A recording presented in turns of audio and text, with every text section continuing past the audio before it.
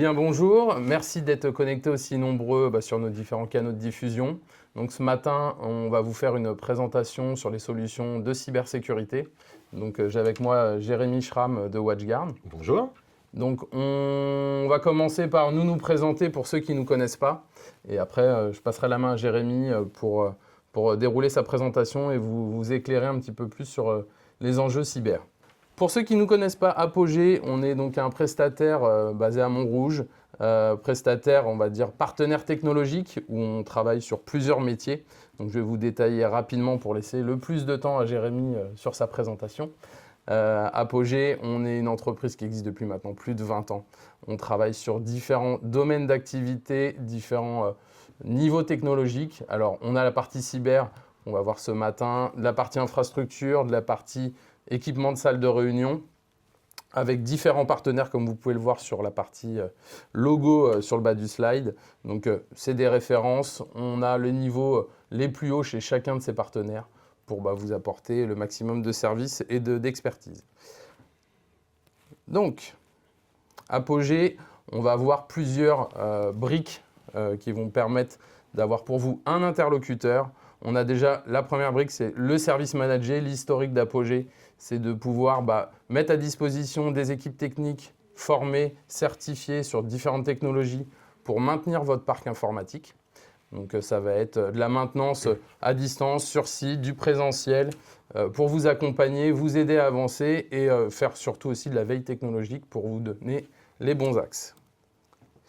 On est un des partenaires donc Microsoft 365 et Azure, donc tout l'environnement, on va dire cloud de Microsoft. On va faire de la partie facturation, qui est déjà la première chose chez Microsoft, c'est de vous facturer les bonnes licences, les bons produits avec les bons services qui vont être apposés sur ces contrats. Donc là, on est entité CSP chez Microsoft.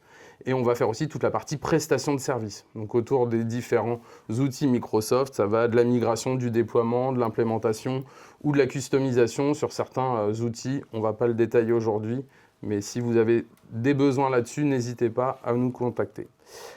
La partie cyber, donc on va l'évoquer avec Jérémy dans quelques minutes. On couvre le large spectre de votre entreprise, de votre TPE, PME, ETI et même pour certains grands comptes avec qui on travaille sur différentes briques. Donc on a choisi WatchGuard qui est un de nos partenaires historiques chez Apogee qui permet de couvrir en fait l'ensemble, tout le spectre de la cyber dans une entreprise. La visioconférence, donc depuis aussi de nombreuses années, maintenant ça fait une vingtaine d'années qu'on déploie des solutions de visioconférence dans les entreprises. Donc on équipe vos salles de réunion avec des équipements Teams Room. Aujourd'hui on a un partenaire européen qui s'appelle NIT, qui est un constructeur qu'on met énormément en avant. On utilise aujourd'hui la technologie NIT dans notre salle de réunion et on le déploie chez nos clients on va dire de façon assez intensive. Il y a une grosse phase d'équipement en ce moment. Donc n'hésitez pas à nous contacter non plus là-dessus. On peut vous faire des démos, on a des showrooms, on peut vous prêter du matériel. Un autre point important, la partie téléphonie d'entreprise. Donc téléphonie d'entreprise, on a choisi deux solutions. La téléphonie avec Teams, qui va vous permettre d'avoir un seul outil sur votre PC pour vos collaborateurs, de pouvoir gérer la téléphonie de votre entreprise. Via un seul applicatif, que ce soit PC, Mac, smartphone, tablette ou même du téléphone physique. Donc on est opérateur, déclaré à l'ARCEP. On peut donc vous déployer la solution de téléphonie Microsoft Teams dans votre environnement 365 avec notre offre Teams Phony. On a une solution alternative qui est une offre UCaaS, donc qui est une solution type téléphonie cloud. Quand on a des besoins un peu plus spécifiques en téléphonie que Teams ne sait pas répondre, on va pouvoir vous proposer cette solution avec de la téléphonie unifiée, du fixe, du mobile et du lien. La partie sauvegarde et reprise d'activité, en fait, c'est un point important aussi. Ça va aussi dans la cyber, mais c'est quand même une brique à part chez nous. Donc, on a des solutions pour toute la partie backup et PRA de vos différents environnements. Donc, je ne vais pas tous les lister. Mais n'hésitez pas, encore une fois, à nous contacter là-dessus pour vous faire des simulations, vous expliquer pourquoi il est important de faire des backups tous les jours et avoir une solution centralisée avec des données localisées en France ou en Europe. Donc, on peut vous proposer quelque chose de sympa là-dessus. Et on a 2 points, les dernières briques, où on est partenaire Sage et Zindoc pour la gestion pour les logiciels de gestion. Hein, donc, je pense que beaucoup connaissent Sage. Zindoc, c'est la partie dématérialisation. Donc, on va pouvoir vous vendre les licences, vous les déployer, faire les installations, les migrations, la customisation. Donc, ça fait partie de nos différents métiers. Donc, je vais passer maintenant la main à Jérémy. Hop. Je vais donc prendre le relais. Bonjour, je m'appelle Jérémy, je suis ingénieur avant-vente chez WatchGuard France. Ça présente, c'est parfait. Le sujet qu'on a décidé d'aborder aujourd'hui ne représente qu'une partie des solutions de cybersécurité, c'est ce qu'on appelle un EDR. Vous en avez sûrement entendu parler ces derniers temps, peut-être que vous êtes déjà équipé actuellement. Mais on voulait revenir sur ce sujet-là, qui est un sujet important et qui a des conséquences sur la suite.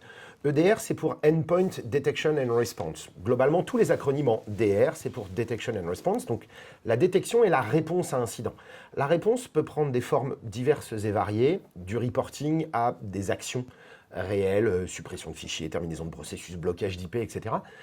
Ça va varier en fonction des produits, des éditeurs, des écosystèmes dans lesquels on va venir appliquer ces solutions. Et donc cet EDR, il est nouveau sans réellement l'être. En fait, l'EDR, vulgairement, c'est l'évolution de l'antivirus tel qu'on le connaît, tel qu'on l'a connu ces 20 ou 30 dernières années. Et l'EDR vient en complément de l'antivirus pour un ensemble de points qui sont assez simples. Il faut comprendre que cette évolution, ce tournant technologique est vital. Il ne s'agit pas simplement du plaisir pour nous de vendre des produits supplémentaires. Ça correspond à une problématique spécifique de la cybersécurité. L'antivirus date d'une époque pas si lointaine où le cycle de vie d'un virus pouvait être excessivement long, parfois plusieurs années. On pouvait trouver un virus dans la nature, sur Internet, pendant plusieurs années. Le créateur d'un virus le créait, le déployait, l'envoyait par email. Certains d'entre vous ont connu I Love You ou d'autres attaques de ce type. Et puis on retrouvait ce virus dans le temps. Du coup, même si l'éditeur de la solution antivirale mettait une semaine ou 15 jours à éditer une signature antivirale, elle restait fonctionnelle, intéressante pendant très longtemps. Aujourd'hui, c'est plus le cas. La façon dont l'industrie du piratage a évolué fait que le créateur du virus n'est en général pas celui qui l'opère. Imaginez le créateur du virus comme un éditeur de logiciel, ni plus ni moins. Et le pirate, qui va utiliser ce virus, lui, considérez-le comme un sous-traitant, comme un prestataire informatique. Son métier, c'est l'exploitation de ce logiciel. Et donc, l'éditeur du virus, lorsqu'il va s'apercevoir que son produit apparaît dans des bases de signatures antivirales, notamment dans VirusTotal, à travers VirusTotal, eh bien, il va simplement fournir une mise à jour à son client et la mise à jour va permettre de changer la signature, ce qui rend la mécanique par signature aujourd'hui globalement obsolète. Alors, pas complètement. On considère qu'un antivirus va détecter un peu moins de 40% des menaces, ce qui est intéressant, mais pas suffisant aujourd'hui pour se protéger. Par ailleurs, la surexposition systématique des utilisateurs fait que l'utilisateur est l'un des points d'entrée favoris pour pénétrer une infrastructure. On peut passer un coup de fil à l'utilisateur et user de social engineering.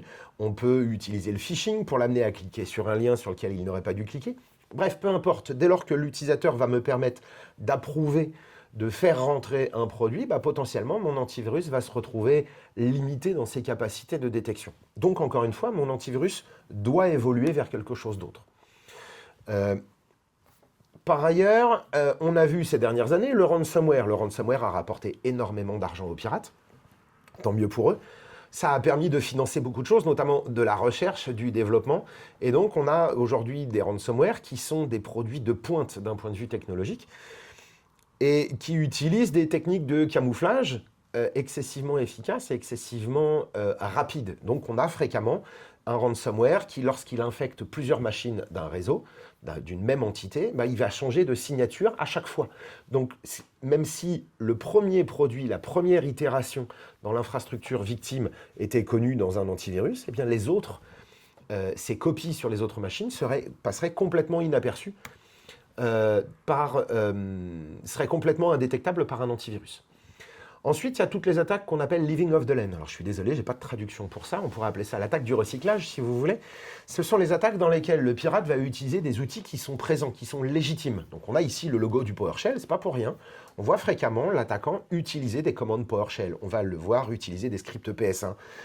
On a vu des pirates utiliser des GPO de Microsoft pour déployer des malwares sur le réseau. On a vu des pirates utiliser BitLocker de Microsoft comme un ransomware. Donc tous ces programmes-là sont par essence parfaitement légitimes. Donc ils vont complètement échapper à la détection par un antivirus. Ensuite, il y a tout ce qui est attaque fileless. C'est l'un des revers de la médaille de l'amélioration des performances, des débits, etc. Aujourd'hui, toutes les machines ont au moins 16 Go de RAM, toutes les connexions Internet sont gigabits, il y a de la fibre optique, les réseaux satellites vont de plus en plus vite. Eh bien, c'est parfait. On n'a plus nécessairement besoin de stocker les éléments, on peut exécuter beaucoup de choses en mémoire, et donc, s'il n'y a pas de fichier, l'analyse antivirale est souvent globalement inefficace. Pire que tout, il y a ce qu'on appelle la supply chain attack. La supply chain attack, c'est l'attaque dans laquelle l'entreprise victime finale va être contaminée par un de ses sous-traitants, par un de ses partenaires. Ça peut se faire par le biais d'un éditeur de logiciels, ça peut se faire par le biais d'un partenariat, par une entité, d'un groupe ou d'une holding dont on fait partie. En fait, le jeu pour le pirate, c'est de trouver une première victime et de pouvoir établir les relations fonctionnelles qu'elle va avoir avec d'autres. J'imagine que la plupart d'entre vous avez vu dans des documentations techniques des éditeurs de logiciels qui vous demandent de ne pas déclencher d'analyse sur tel et tel dossier. Ça facilite la supply chain attack. Lorsque quelqu'un vous dit il faut débloquer complètement le firewall pour avoir tel ou tel usage, ça peut participer à la supply chain attack. Et lorsque votre patron vous demande de tout autoriser dans les échanges entre vous et une entité partenaire, eh bien ça conduit à la supply chain attack. Dans le monde réel, si vous voulez, la supply chain attack, ça revient à attraper un rhume, comme le mien, juste parce que vous avez écrasé quelqu'un que vous connaissez et que vous n'avez pas fait attention aux gestes barrières. Et puis, le dernier élément, c'est le 0-day et les menaces avancées. Alors, en majorité, le 0-day. Un 0-day, qu'est-ce que c'est? C'est une vulnérabilité nouvelle que personne n'a identifiée à part le pirate. Il n'existe pas de patch, il n'existe aucun correctif, aucune alerte sur l'exploitation de cette vulnérabilité. L'éditeur ne la connaît pas. Et cette vulnérabilité va permettre à un attaquant de dérouler un scénario d'attaque que lui seul a identifié et que personne ne pourra contrer d'un point de vue logiciel puisqu'il n'existe pas d'information sur cette vulnérabilité. Ça, c'est très important puisque, encore une fois, avec la maturation, l'élévation en maturité de l'industrie du piratage, eh bien, on a aujourd'hui des groupes de pirates qui sont dédiés à la recherche de ces 0-day. Et on le voit bien, alors vous pourrez aller voir sur cvedetails.com si vous voulez. La courbe de croissance des détections annuelles de 0-day est assez inquiétante. En 2021, il y avait un peu plus de 20 000 vulnérabilités identifiées. En 2022, 25 000, je crois. En 2023, près de 28 000. Et on a fini l'année 2024 à plus de 40 000 vulnérabilités identifiées sur l'année. Donc 40 000 trous de sécurité potentiels. Alors, ils ne sont pas tous dramatiques, je vous l'accorde. Mais c'est un danger réel et qu'on ne pourra pas combler par le correctif au début de l'attaque parce que le correctif n'existe tout simplement pas. Donc pour toutes ces raisons, votre antivirus, quel qu'il soit, ce n'est pas un problème d'éditeur, ce n'est pas un problème de pays. La technologie antivirale ne peut plus fonctionner telle qu'on la connaît depuis 20 ou 30 ans. Donc on doit passer à autre chose. Et c'est autre chose, c'est ce qu'on appelle l'EDR pour Endpoint Detection and Response.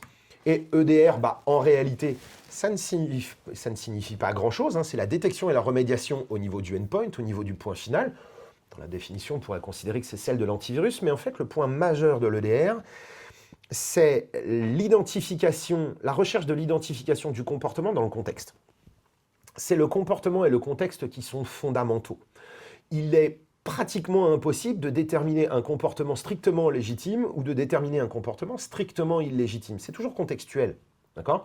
Si on prend une voiture et qu'on roule à 300 km/h sur circuit, c'est normal. Si c'est sur le périphérique parisien, c'est pas tout à fait ce qui est attendu. Okay ? Donc on voit bien que ce n'est pas le comportement qui n'est pas le bon, c'est vraiment le contexte dans lequel il se déroule. Et donc c'est ce que vont faire les EDR. Les EDR vont utiliser des mécaniques d'identification des comportements et des contextes pour pouvoir déterminer la normalité, l'innocuité d'un processus ou pas. La façon dont on va le faire chez WatchGuard, pardon, j'ai un petit problème d'affichage d'image, c'est qu'on va collecter sur chaque machine, sur chaque agent, déployés, on va collecter plus de 10 000 attributs différents, 10 000 télémétries. Les télémétries, c'est quoi? C'est ce que fait le programme. À quel moment il démarre? Par quel effet il a démarré? Est-ce que c'est une action de l'utilisateur? Est-ce que c'était programmé? Quelles vont être ses actions? Est-ce qu'il appelle des fonctionnalités processeur? Quelle zone de la mémoire est-ce qu'il lit, écrit? Les fonctionnalités du système qu'il appelle, les communications réseau qu'il établit, etc. Tout ça, ça participe à identifier les comportements et le contexte. D'accord? Et ça, c'est ce qui doit nous permettre de déterminer les éléments, de pouvoir classer, identifier les processus et de déterminer si un élément est bon ou mauvais. Et on va récupérer ces télémétries partout, en permanence et à chaque instant. L'idée, c'est que si je classe un programme à l'instant T comme étant légitime, rien ne me garantit qu'à T+1, il le soit toujours. C'est l'une des leçons de la supply chain attack, on l'a vu ces dernières années. Il peut arriver qu'un éditeur de logiciel parfaitement connu, parfaitement légitime et tout à fait soigneux dans son code, dans sa façon de travailler, se fasse attaquer. Il y a une histoire qui est assez célèbre, qui s'est produite il y a 4 ou 5 ans, où un éditeur d'une solution de RMM, donc de contrôle de parc informatique, déploiement de correctifs, etc., se fait pirater et le pirate cache un logiciel malveillant dans l'agent de RMM. Okay, et à ce moment-là, quand on fait sa mise à jour de produit, quand on fait sa mise à jour de Teams, quand on fait sa mise à jour de n'importe quoi, en fait, on amène soi-même le malware. Donc, à un instant T, tout a l'air normal, et à T+1, quand le programme se réveille, à ce moment-là, il faut être en capacité de changer de point de vue sur lui. On ne peut pas attendre un nouveau cycle de classification, ça doit être instantané. D'où l'idée de collecter ces télémétries en permanence.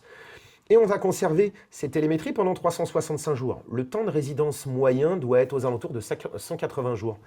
Il y avait un document de l'ANSSI à ce sujet l'an dernier. Le temps de résidence de maintien moyen d'un malware avant son exécution est très très long. C'est plusieurs mois souvent avant que ça déclenche.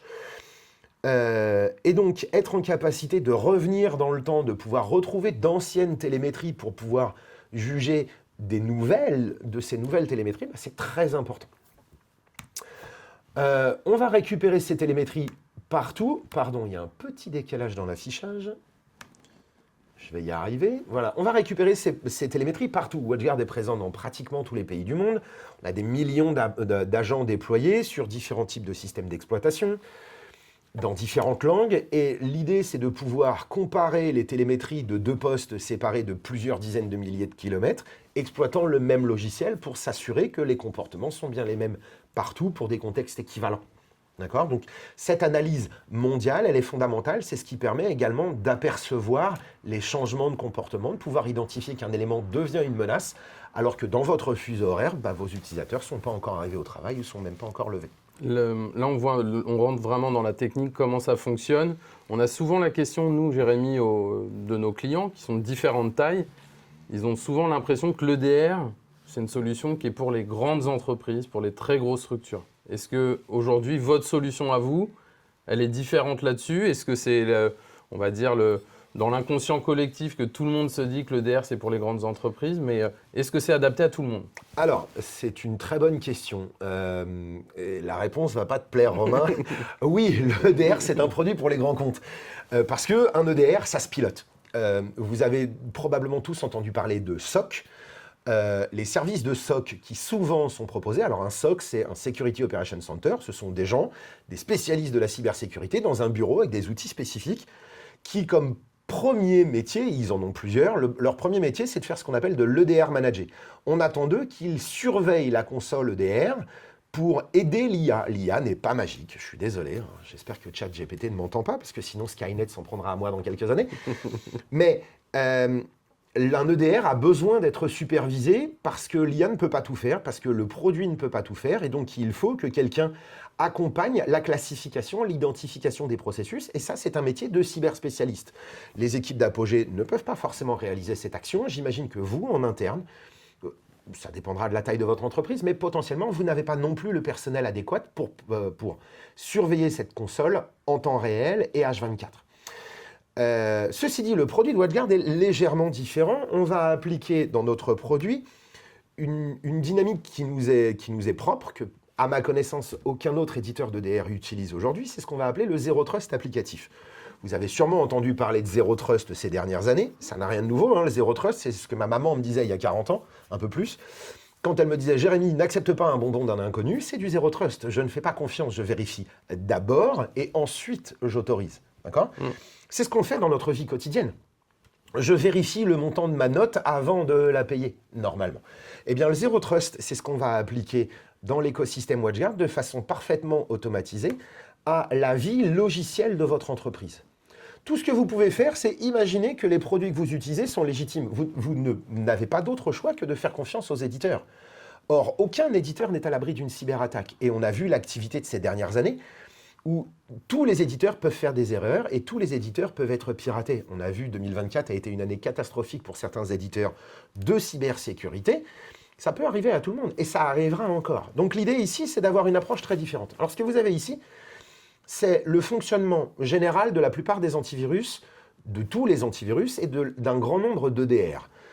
Dans les systèmes de détection logicielle, globalement, vous avez en rouge des éléments qui sont connus pour être des malwares, que ce soit de la base de signature antivirale ou quelque chose d'un peu plus compliqué. Les éléments qui sont déjà connus pour être une menace, eh bien c'est facile, on les connaît, on les stoppe idéalement avant leur exécution, il n'y a pas de problème. Dans l'antivirus, on essayait d'utiliser de l'analyse de heuristique et des choses comme ça, des scans de disques et tout un tas de processus un petit peu hors d'âge aujourd'hui, qui n'ont jamais eu de très bons résultats pour essayer d'identifier des choses sur lesquelles on pouvait avoir un doute, mais ça n'a jamais très bien marché. Surtout, tous les antivirus et la plupart des EDR du marché ont tendance à considérer qu'un programme qui n'est pas connu comme une menace, et pire, un programme qui serait signé par un éditeur, serait un programme de confiance. Il y a quelques mois de ça, Microsoft avait annoncé avoir signé par erreur numériquement un produit, un Remote Access Tool, ce qu'on appelle un RAT, un produit de contrôle à distance utilisé par des pirates. C'était une erreur, d'accord ? Ils n'auraient pas dû le faire. Et pourtant, ça s'est produit. Du coup, ça nous montre qu'on ne peut pas faire confiance à un éditeur, pas aveuglément. Et pourtant, c'est comme ça qu'on fonctionne. Et donc, dans l'EDR, l'une des tâches clés de tous les EDR, c'est de réussir à faire la différence entre des programmes légitimes et des programmes illégitimes, et pouvoir classer les programmes inconnus. Okay ? Et pour ça, il n'y a pas de magie. Dans la plupart des solutions, il faut que quelqu'un s'occupe de ça. Si ce n'est pas la solution, si ce n'est pas l'éditeur, ça veut dire que c'est vous, alors au sens large, vous de l'autre côté de la caméra ou vous chez Apogee, qui devez vous en occuper. Et ça en temps réel, puisqu'il faut classer les éléments, même quand l'utilisateur n'est pas derrière son ordinateur. Oui. Quand il y a des mises à jour, la nuit, etc. Donc, si ce n'est pas l'éditeur, c'est vous. C'est une mauvaise nouvelle pour vous. Et donc, ce qu'on va faire chez WatchGuard avec ça, c'est qu'on va utiliser d'abord l'IA pour faire un premier tri et une classification des processus, et le faire avant l'exécution des éléments, pour ne jamais se retrouver dans une situation où le pirate aurait l'opportunité d'être plus rapide que nous. Okay ? Et dans de rares cas, ce sont nos threat hunters, ce sont nos cyberanalystes qui vont s'occuper de la classification de ces processus. Vous n'avez rien à rajouter, c'est inclus dedans, c'est dans le produit. Les cyberspécialistes WatchGuard sont en attente de ce type de processus et c'est eux qui vont faire cette notion de veille technologique, qui vont venir enrichir la plateforme avec les indicateurs d'attaque, les indicateurs de compromission, aider l'IA à la classification des processus, etc., pour que, à la fin, sans que vous n'ayez rien à faire, eh bien, on se retrouve dans une situation saine dans laquelle il ne peut y avoir que deux types de programmes qui sont sur votre poste. Des programmes qui sont identifiés comme des malwares et donc qu'on traite avant leur exécution. Et des programmes dont on s'est assuré que, à cet instant, en tout cas, leurs comportements contextuellement sont parfaitement normaux. Okay ? Et donc, on maintient cette surveillance en temps réel, ce qui fait que si votre programme classé comme légitime, à un instant T, change de comportement, devient illégitime, on va pouvoir l'intercepter immédiatement sans que qui que ce soit ait besoin d'agir. Parce que Romain dort la nuit. Oui, ça m'arrive. Je suis sûr que tu dors. Et donc, Romain et les équipes d'Apogee ne pourront pas forcément s'occuper de ce type de choses. J'imagine que vous n'avez pas non plus le personnel pour ça. Non. Donc là, si je résume, avec votre solution aujourd'hui, on part du principe qu'on est une PME de 50 personnes, on a un antivirus traditionnel sans nommer qui que ce soit. Aujourd'hui, le produit antivirus ne répond plus aux menaces qu'on rencontre en 2025 sur nos parcs. Donc, on passe sur une solution EPDR qui, là, est à destination en fait, de tout type d'entreprise, puisque, comme tu l'as expliqué, en fait, il y a une technologie qui permet de catégoriser, de nous dire si c'est bien ou pas bien sur sa machine, sans qu'on ait besoin d'une cellule cyber en interne ou d'un prestat qui fasse ce boulot-là. Donc ça, c'est la première brique WatchGuard. Et après, donc, on va avoir des clients qui nous demandent, parce que tu parlais de SOC tout à l'heure pour les grands comptes, qu'est-ce que vous avez comme solution si le client il veut un accompagnement, parce que c'était un peu un des titres de notre webinaire. Est-ce que vous avez une solution pour accompagner sur du 24/7 et avoir une vraie cellule cyber chez vous? Alors, pour répondre à cette question, il faut comprendre qu'un SOC peut fournir plusieurs types de services. Donc, le premier service, c'est ce qu'on appelle l'EDR Manager. Quelqu'un surveille la console EDR pour accompagner à la classification des processus, en étant le moins en retard possible, et va s'assurer que la solution puisse bel et bien supprimer le malware qui arriverait sur un poste et éventuellement réparer des dégâts. Il faut bien comprendre que la notion de réponse, le R de EDR, n'inclut pas toujours systématiquement le nettoyage de la menace. Okay. Alors, juste avant qu'on passe à ça, il me restait une slide que je voulais vous montrer, puisque c'est celle juste avant le sujet qui t'intéresse. Ça, c'est le graphique des incidents relevés au support de WatchGuard pour des déclarations d'infection. Et donc, on voit bien que depuis l'apparition du Zero Trust, la mise en œuvre de cette mécanique de Zero Trust au sein de l'EDR de WatchGuard, eh bien, on a une baisse systématique du nombre d'incidents. Globalement, considérez qu'on va avoir jusqu'à un incident, jusqu'à une machine infectée par mois. Ce sont les informations qui remontent au support. Et tout ça de façon parfaitement automatisée et parfaitement autonome. Vous n'avez rien à faire pour ça. Maintenant, le sujet qui t'intéresse, c'est le deuxième métier du SOC. Un SOC peut avoir une action différente qui ne consiste plus à surveiller la console. Et c'est ce qu'en général, on va appeler, nommer avec l'acronyme MDR pour Managed Detection and Response. Donc ça ne nous aide pas beaucoup, puisque c'est de la gestion de détection et de remédiation. Super, vive les acronymes. Le service de MDR, vous pourrez donc le voir sous certaines formes dans ce qui est de l'EDR Manager et dans sa forme supérieure, j'aime pas l'expression, disons dans un deuxième niveau de service, vous allez avoir ce qu'on appelle le threat hunting. Le threat hunting, c'est un métier de la cybersécurité très spécifique qui ne consiste plus à surveiller une console EDR. Votre produit de sécurité, quel qu'il soit, EDR, firewall, son de réseau, peu importe, est une mécanique qu'on va qualifier de détection de menaces. D'un point de vue, si on ramène ça au monde physique, c'est votre détecteur de fumée dans la maison. Okay. Votre détecteur de fumée, il est en capacité de détecter de la fumée. Et si vous voulez détecter d'autres formes de gaz, il faudra rajouter d'autres détecteurs. Leur détection et leur réponse, donc le déclenchement d'une alarme, sont strictement automatisés. Mais ils ne peuvent pas sortir de ce scope. Votre détecteur ne détecte que ce qu'il est capable de détecter. Eh bien, c'est pareil pour un EDR, un firewall et une solution quelle qu'elle soit. Il pourrait manquer quelque chose à cet arsenal pour aller plus loin, et donc on va appeler de la recherche de menaces, du threat hunting en anglais. Le threat hunting, c'est ce que vous avez dans les séries américaines. C'est un opérateur derrière ses multiples écrans, alors normalement pas dans le noir parce que ça fait mal aux yeux, qui va tracer les mouvements des pirates sur Internet, qui va chercher des actions, etc., etc. Alors au cinéma et dans les séries, c'est largement romancé, c'est pas comme ça que ça se fait. Ça va se faire avec des outils informatiques qui n'ont rien d'outils informatiques courants, de l'informatique générale. Ce sont des outils de SOC dans lesquels notre professionnel va... Il y a un commentaire, je vais y revenir tout de suite, dans lequel notre professionnel va chercher tout ce qui n'a pas pu être détecté. Imaginez que cette cellule de MDR, cette cellule de threat hunting, ce sont des gens qui surveillent votre maison. D'accord ? Ils tournent les caméras, ils ne sont pas spectateurs derrière un écran de caméra, ils surveillent ce qui se passe autour, qui fait le tour du quartier, qui regarde par-dessus le mur, qui fait le tour de la maison, etc., etc., etc. Leur métier consiste à chercher ce qui n'a pas pu être détecté par un service de sécurité, puisque aucun système de sécurité n'est fiable à 100%. Alors pour répondre à un commentaire, tiens, j'avais pas vu ton nom, bonjour. MDR, donc on sait que DR c'est pour Detection and Response, donc on sait grâce aux commentaires que le MDR c'est pas pour mort de rire, hein, puisque Benjamin dit lol.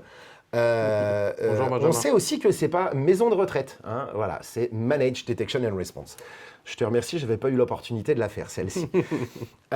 Donc le métier de threat hunting, ce sont des profils très particuliers. C'est des gens, souvent je me moque un petit peu en disant que ces gens-là, probablement ne sauraient pas déployer une imprimante par GPO parce que ce n'est pas leur métier. Eux sont dans la recherche des signaux faibles. Ce sont des enquêteurs, d'accord ? Ce sont des détectives qui vont chercher dans toute l'activité restante de votre infrastructure ce qui n'a pas pu être détecté. Et donc pour ça, ils vont bien entendu utiliser de l'intelligence artificielle, puisqu'on parle de milliards d'événements par jour à traiter, et ça ne rentre plus dans une échelle humaine de temps de perception. Ils vont se servir de l'IA comme d'un accélérateur. Ces gens-là vont identifier des processus chez vous, chez d'autres clients, dans d'autres éléments. Ils ont accès à l'ensemble des données, des télémétries des agents, et ils vont identifier des processus, des enchaînements d'actions qui leur semblent douteuses, qui aujourd'hui ne sont pas connus comme étant un processus d'attaque. Ce n'est pas connu comme étant un IOA, un indicateur d'attaque. Ils vont simplement dresser comme un premier schéma au crayon et donner l'élément à l'IA en disant « cherche partout si tu vois ça ailleurs ». Pour qu'on puisse essayer d'en tirer des leçons. Le but pour eux, c'est de pouvoir identifier les nouvelles formes d'attaque. Alors on parlait de zero day tout à l'heure. Ça pourrait rentrer dans ce scénario-là. Ça pourrait rentrer dans l'exploitation d'autres formes de vulnérabilité, des défauts dans la cuirasse, dans votre firewall, des intrusions, des accès liés à des vols de comptes, etc. Est-ce qu'il serait normal que le compte de votre comptable ou de votre sous-traitant ou de n'importe qui se connecte à 4h30 du matin ? C'est tout un tas de choses comme ça qu'ils vont, eux, pouvoir identifier, mettre en lumière, donc ils vont créer des arborescences de fichiers, de processus, d'actions, ce qui va leur permettre d'identifier, c'est leur but, en moins d'une dizaine de minutes, de pouvoir identifier des nouvelles formes d'attaque et de pouvoir les bloquer à distance. 24 heures sur 24, 7 jours sur 7, 365 jours par an, ces gens surveillent votre infrastructure réseau et seront en capacité d'isoler des machines de façon à pouvoir empêcher l'attaquant de dérouler son scénario. D'accord ? C'est vraiment ça la clé. Les nouveaux tableaux de bord sont en train d'arriver. C'est le type de tableau de bord auquel vous auriez accès en temps réel, ce qui vous permettra de voir les événements mis en lumière par cette équipe de threat hunting, de recherche de menaces, ces détectives. Et donc, eux vont indiquer, créer les arborescences de communication, les arborescences de processus, etc., marquer les éléments qui pourraient représenter un danger, de façon à pouvoir ouvrir des incidents de sécurité, entre guillemets, et avoir un processus d'enquête complet pour identifier les éléments et pouvoir qualifier si l'élément doit déclencher une action, une alerte. Est-ce qu'on doit vous téléphoner? Est-ce qu'on doit envoyer un email d'alerte? Est-ce qu'on doit isoler le périphérique? Ou est-ce que non, au contraire, l'analyse nous permet d'identifier que ce processus, même s'il était un peu étonnant, eh ben, il a quelque chose de normal parce qu'on peut vérifier que c'est un de vos sous-traitants, on peut vérifier que c'est un de vos utilisateurs, etc. Et ça, c'est l'étape supplémentaire. Donc, comme on n'a pas besoin de l'EDR manager, puisque l'EDR de WatchGuard, avec ce Zero Trust applicatif et cette classification totale, perpétuelle et parfaitement automatisée des processus, on n'a pas besoin d'un EDR manager, eh bien, ça nous permet d'avoir ce service complémentaire et qui soit accessible aux TPE et aux PME et aux ETI. C'est des produits qui sont disponibles dès un utilisateur. Donc, je suis une entreprise, comme on disait tout à l'heure, de 50. Je prends mon EPDR WatchGuard, qui me fait tout ce qu'on a dit, les applicatifs qui sont installés sur mes machines. Je peux prendre en option, si je veux, un service avec de l'humain derrière, avec donc, tout ce que tu viens de détailler, le service MDR en option.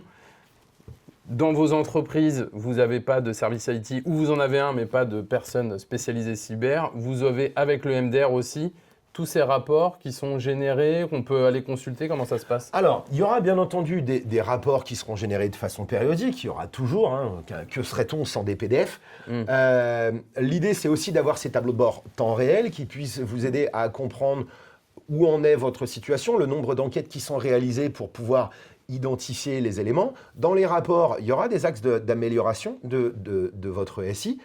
Si on peut constater que certaines de vos machines sont clairement trop exposées, on On va vous amener des conseils sur l'amélioration, réduire certains types d'expositions, vous alerter sur l'obsolescence de certains systèmes d'exploitation, de certains programmes, vous alerter également sur l'apparition de menaces, de mécaniques d'industrialisation d'attaques qui pourraient concerner certains de vos produits.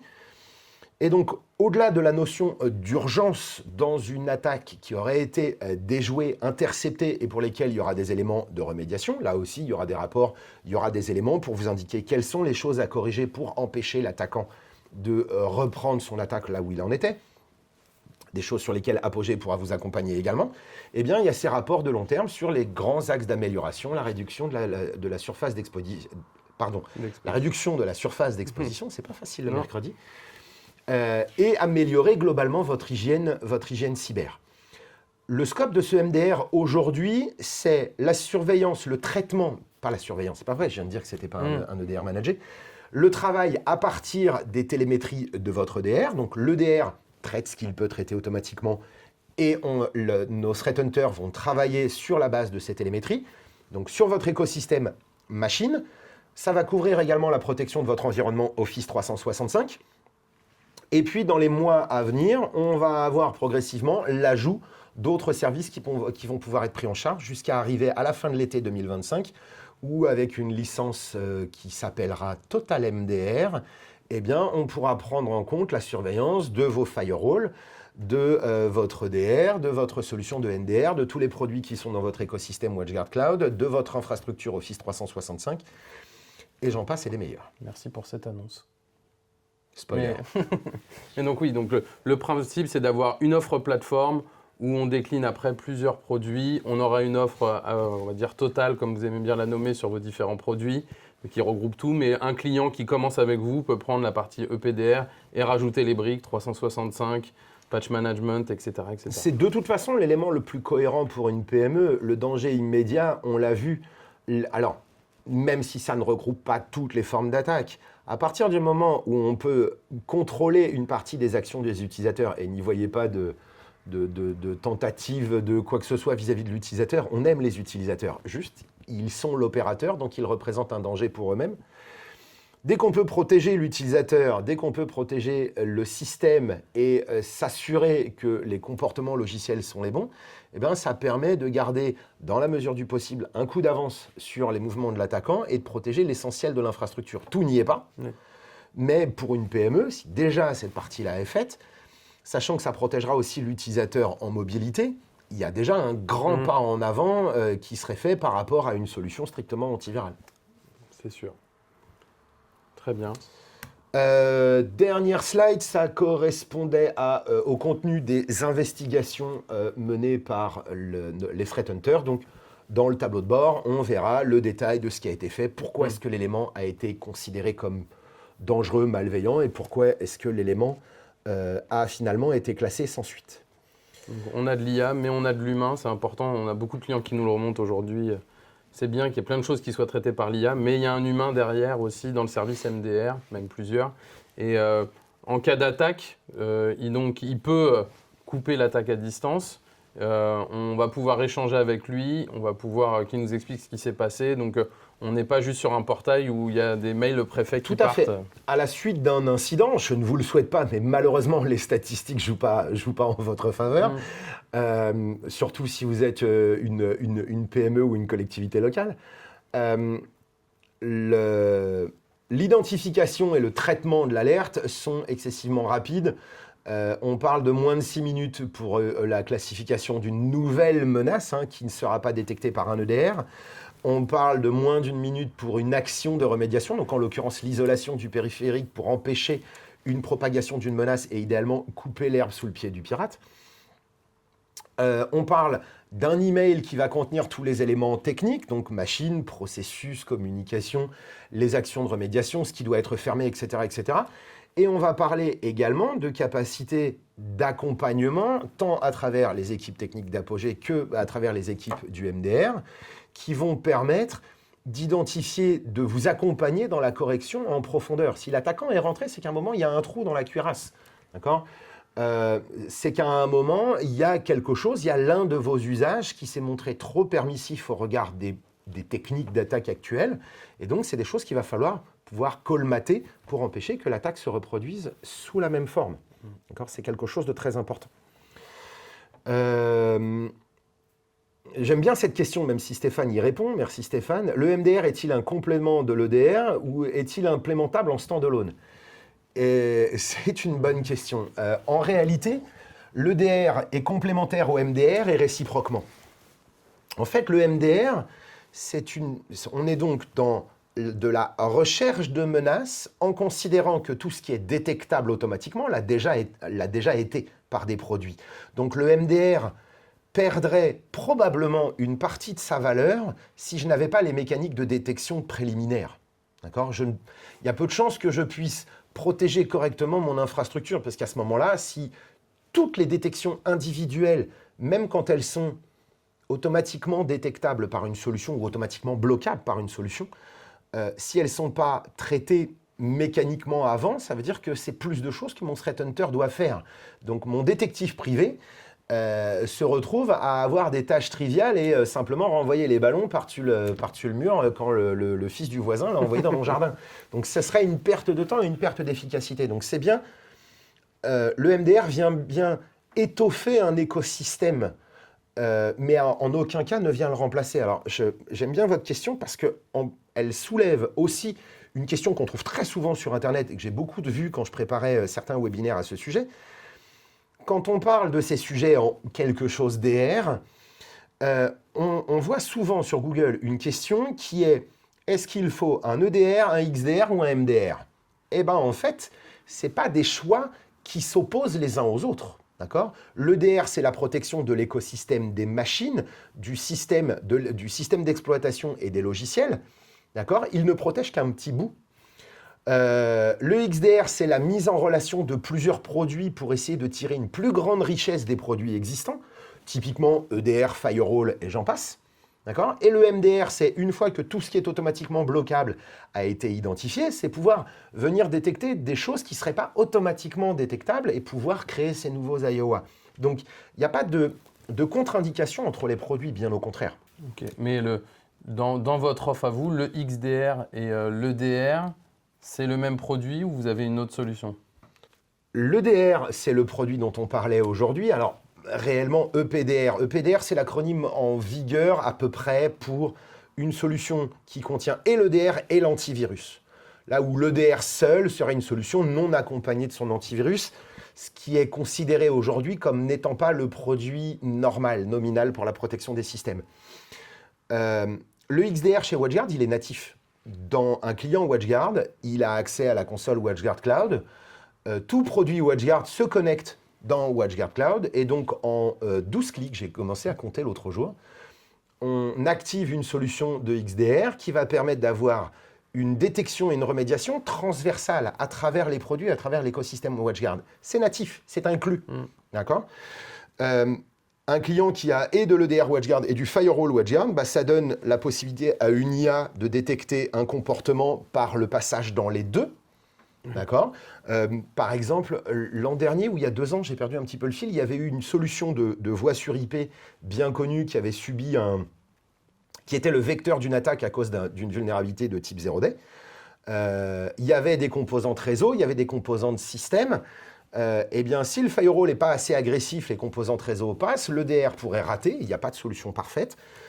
Le but du XDR, c'est de voir ce scénario global qui se joue à travers le firewall et à travers l'EDR pour pouvoir bloquer en transversalité sur les deux, typiquement. Que l'IA puisse dire au firewall, bloque cette IP même si tu n'y as pas vu le danger, et EDR, tu vas bloquer tel processus même si toi non plus, tu n'y as pas vu le danger. Et ça, c'est natif. L'OpenXDR, lui, est en construction, il y a déjà des briques qui sont dedans, on est en train d'intégrer d'autres solutions en dehors de l'écosystème WatchGuard au sein de WatchGuard Cloud, et là, c'est plus quelque chose qui est fourni, c'est lié, c'est associé à des licences, mais je pense que ce sera l'objet d'un autre webinaire. C'est vrai que c'est important d'expliquer un petit peu tous les acronymes, comme tu le dis, parce que en fait, chaque éditeur, chacun utilise et contracte ces mots comme il en a envie. Aujourd'hui, chez WatchGuard, votre offre EPDR, c'est de l'EDR avec de l'EPP, de l'XDR dedans, donc c'est tout ce qu'on peut détailler en une seule offre, et la seule chose qu'on peut rajouter en option, c'est la partie MDR pour la partie humain. C'est ça. Alors, je vais revenir sur la question. Comment EDR gère-t-il les menaces persistantes avancées, les APT? Et quels sont les principaux défis de l'implémentation d'une solution EDR? Comment est-ce qu'on gère les menaces persistantes avancées? Eh bien, l'une des clés, ce n'est pas la seule, mais pour moi, c'est la première, et qui est un vrai différenciateur, c'est cette notion de Zero Trust.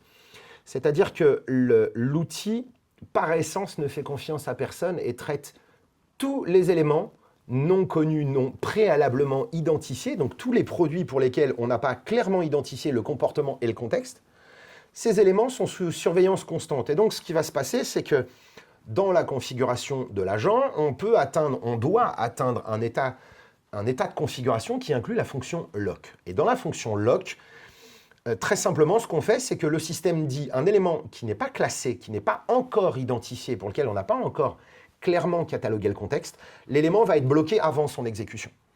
Le temps qu'on puisse collecter des télémétries, vérifier, dresser le tableau de bord,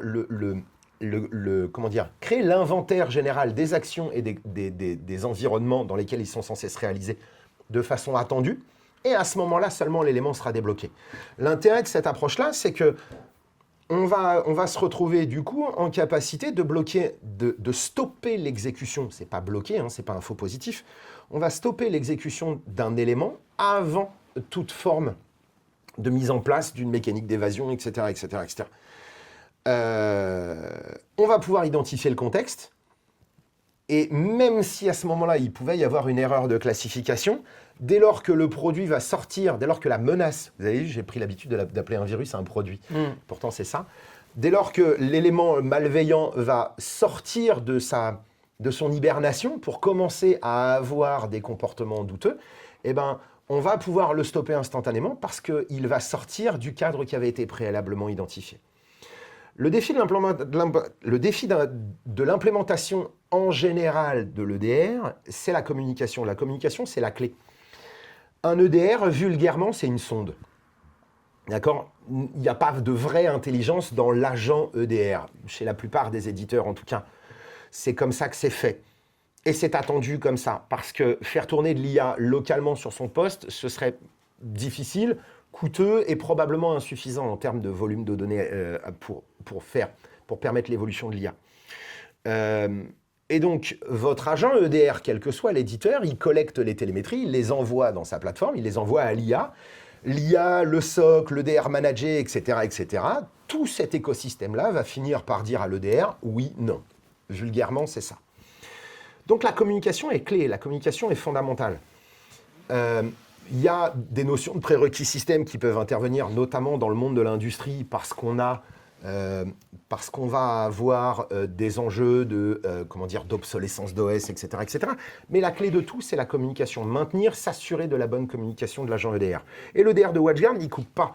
Alors avec ceci, l'intérêt énorme que quand on va se retrouver en mode lock, donc dans le mode de défense optimale de l'agent, eh bien, en cas de perte de communication provoquée par l'attaquant, et là je fais référence à EDR Silencer chez les pentesters et à leurs itérations, à d'autres itérations d'EDR Silencer côté pirate, côté attaquant, eh ben, ça fait que si la solution, l'agent EDR WatchGuard ne peut pas communiquer avec sa plateforme, bah, il va appliquer le mode Zero Trust brutalement et du coup ne va jamais réussir à obtenir une classification et donc tout nouveau programme va nécessairement se retrouver bloqué. Donc ça doit nous permettre de ne pas tomber dans ce travers induit par les défauts de communication. Comment les métadonnées remontent-elles au MDR de façon chiffrée? Alors en fait, c'est l'agent. L'agent EDR WatchGuard, il y aura d'autres contextes. Si vous avez des cas particuliers, on pourra en discuter. Contactez Apogée et on en rediscutera. L'agent EDR est l'agent collecteur. C'est déjà son travail de fond. Hein. Donc votre question tombe à point juste après celle de Benjamin.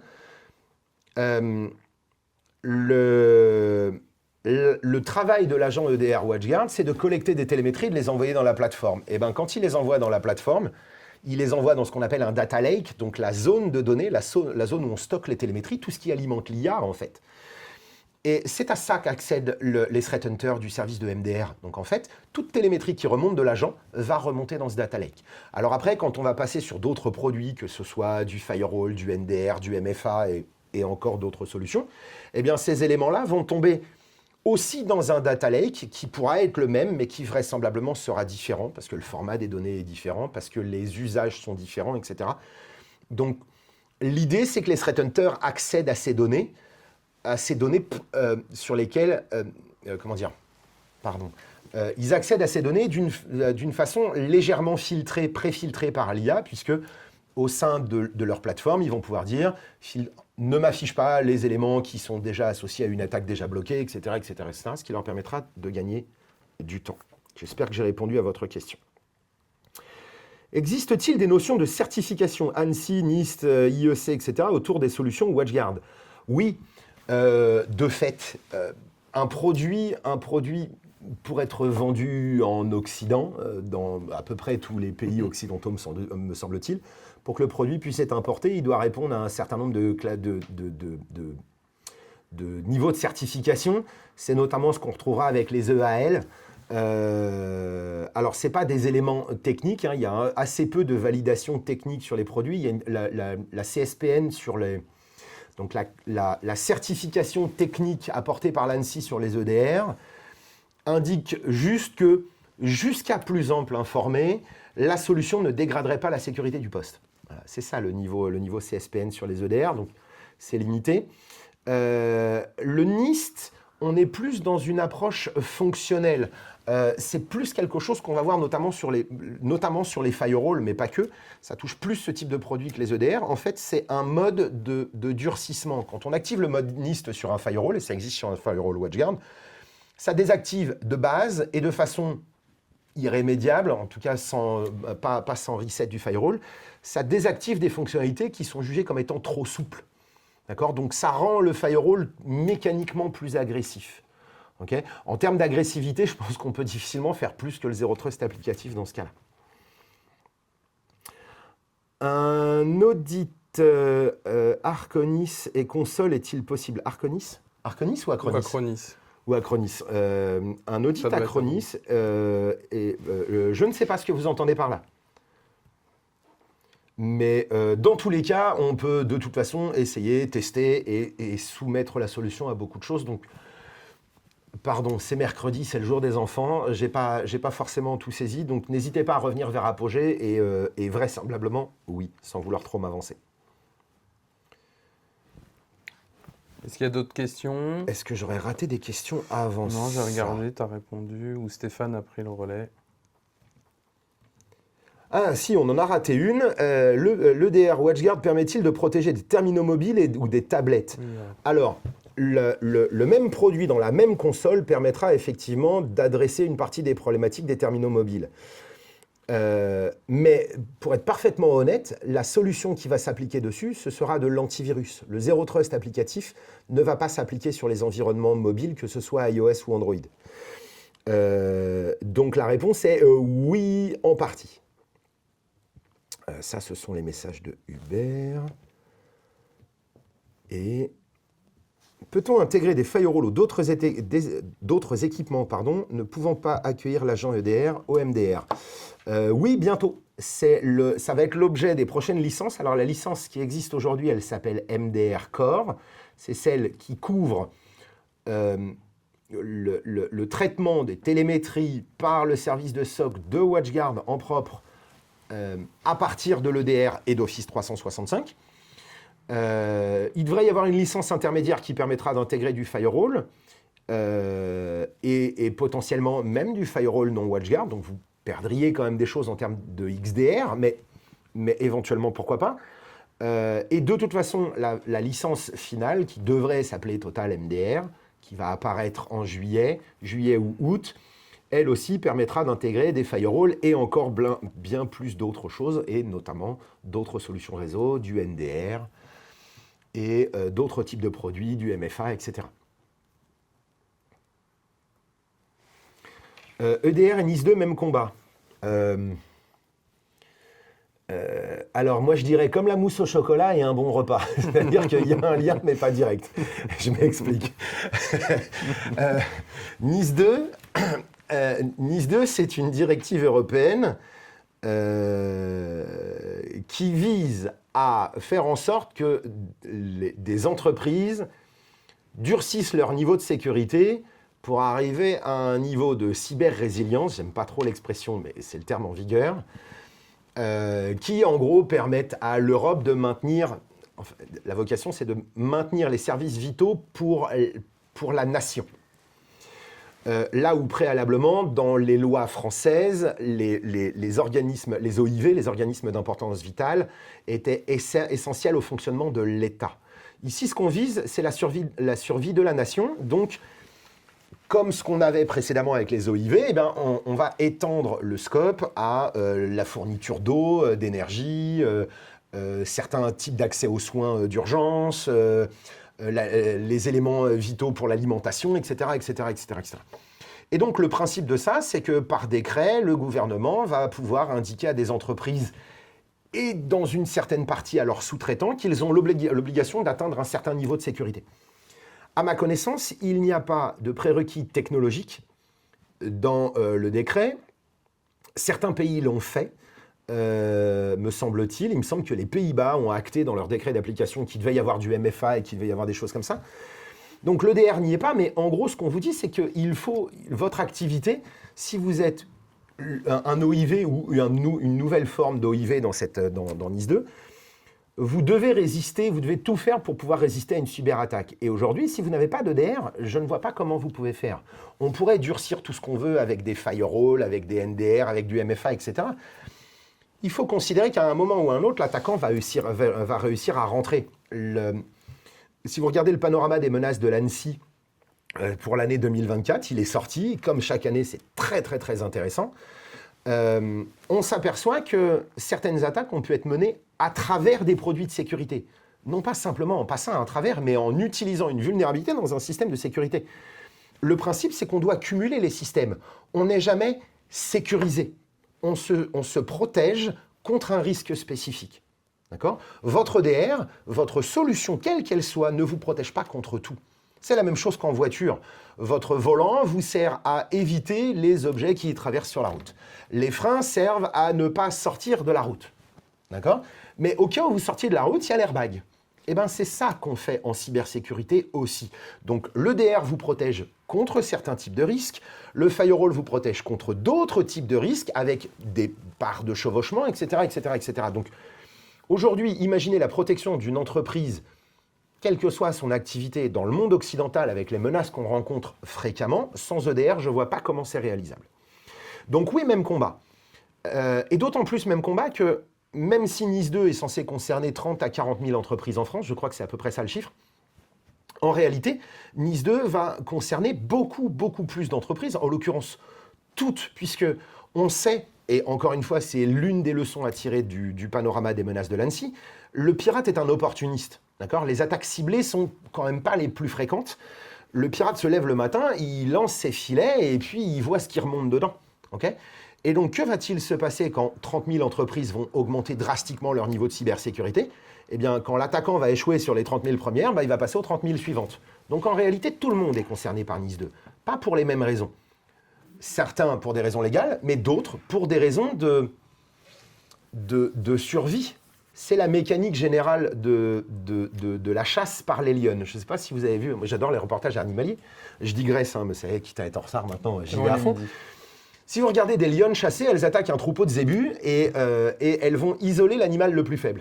Et ben c'est ce qui va se passer avec NIS 2. Si vous ne restez pas dans le troupeau, si vous ne maintenez pas un semblant de niveau de cybersécurité, vous allez être éloigné du troupeau et c'est vous qui allez tomber sous les coups de l'attaque du pirate. Donc NIS 2, tout le monde, l'EDR est une technologie aujourd'hui indispensable, comme le MFA, comme les bonnes pratiques de sécurité, comme passer son AD au Pincastle, etc., etc., etc. Même, je dirais, il n'y a pas de contrainte réglementaire sur le produit que tu dois installer dans ces différentes réformes. Par contre, on le voit, nous, sur des remontées clients, où maintenant, c'est les assurances entreprises qui, si vous voulez être couvert sur les dangers cyber, vous devez avoir un minimum d'outils mis en place dans votre entreprise que vous devez justifier. Donc en fait, on a le monde de l'assurance qui aujourd'hui commence à jouer le jeu là-dessus, mais par contre qui demande à être équipé, ou d'autres solutions, ou d'autres réglementations, où là, il n'y a pas de produit à mettre en place, mais il y aura un effet forcément où tout le monde va se retrouver avec ce type de produit. Donc, Tout à fait. Tout à fait, et ça va jouer par le biais des sous-traitances, même si vous n'avez pas l'impression d'être à risque.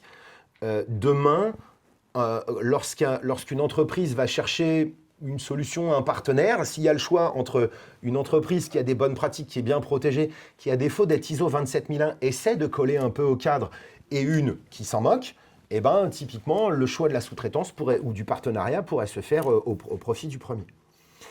L'agent EDR surveille-t-il les requêtes réseau entrantes et sortantes du terminal? Si oui, peut-il bloquer de manière granulaire les requêtes malveillantes sans bloquer les légitimes? On pourrait l'imaginer, mais par essence, la couche réseau de Windows, comme celle de macOS, sont quand même pas celles qui ont la meilleure réputation. Ces deux OS ont tendance, c'est les deux plus fréquents, pardon, pour les Linuxiens, ces deux OS ont quand même fâcheusement tendance à faire n'importe quoi avec leur couche réseau et à être particulièrement instables. Donc, par habitude, considérez que votre défense réseau ne peut pas dépendre d'un agent sur l'OS. Ça va très mal finir. Il suffit d'une mise à jour de driver ou de n'importe quoi pour s'apercevoir que, de toute façon, ça va mal tourner. Donc oui, il y en a.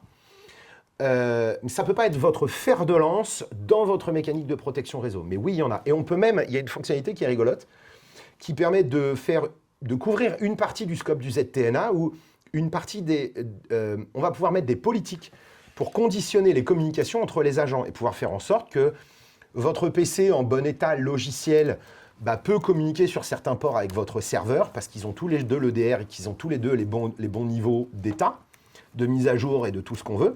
Et puis, lorsque l'une de vos machines va subir une attaque, même si elle a été bloquée, ça dégrade un peu sa note, ça peut devenir une condition pour ne plus la laisser accéder à certains services spécifiques. Donc, on peut faire des choses comme ça, mais ce n'est pas une protection réseau. Ça n'empêche pas le firewall, le NDR, le firewall as a service et toutes ces mécaniques-là. Très bien. Merci beaucoup à tous. N'hésitez pas, vous avez nos coordonnées. On va vous envoyer le replay de la réunion. Il sera aussi sur nos réseaux. Et donc voilà, si vous avez des projets, des questions, besoin qu'on vous fasse une présentation plus longue, parce que là on a écourté, mais ça peut durer... je peux parler 5 heures. Voilà, donc n'hésitez pas à nous contacter et puis bon appétit à tous. À bientôt. À bientôt.